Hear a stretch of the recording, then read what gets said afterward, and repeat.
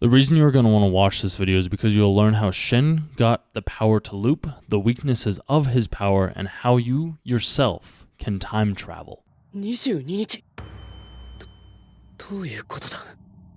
俺は23日にミオと一緒にヒルコ様へ行った。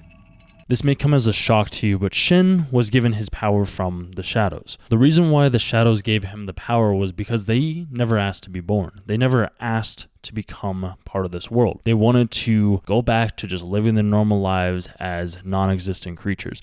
When Yushio first saw that Shin was about to die from the awakening of all of the shadows, 殺してください。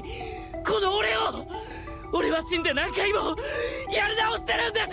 he, in turn, was given the power due to time being non-linear. You can see this happen after his first death. You can see that he's able to go back in time to redo the events that led him to the life that he is living right now. Yet the only issue with this and why his powers have some downfalls as well is because he can't go back to the exact moment, to the best moment that this series starts out with.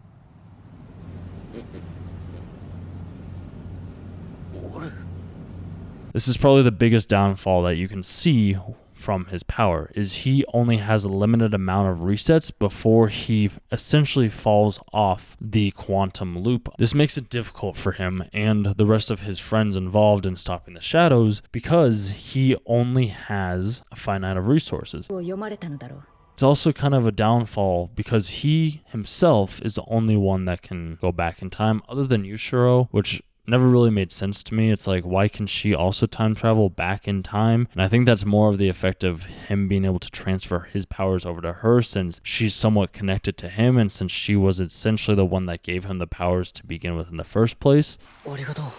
Nonetheless, I believe that Shin is a clone of himself. I believe that he himself is actually not who he really was in the first episode. I believe that each time he dies, a new version of him is reborn, which in hindsight, that is exactly what it is, because we're able to see that he is acquiring new knowledge, new skills, new information on a daily, weekly basis of him being able to time travel back in time, because each time he goes back, he finds out new information, and I think the consciousness from his previous life of where he died gets transferred into him, which is really quite interesting to see, and I believe we have the same ability to do this within ourselves, because we can go back in time within our own memories using this thing called NLP, neuro-linguistic programming, where we can go back, relive that moment, and change the events of time of how it happened then, which in turn allows for us to have a more open experience of when that event comes to fruition again. It might not be the exact same event, it might not be the exact same phrasing or the exact same person, but if you're able to reprogram your past, you can essentially change your future. And that's essentially what Shin is doing. He's going back, he's reliving the days as if he had never lived them before, and he's changing events as he does this. So that's why when I said at the beginning, you yourself can have the ability to time travel as well. You can, because you're able to go back, you're able to change the events, you're able to figure out how you could do them differently next time, which in reality, the only time we ever have is right now. So if you need to change something in the past, you go back into your memory, you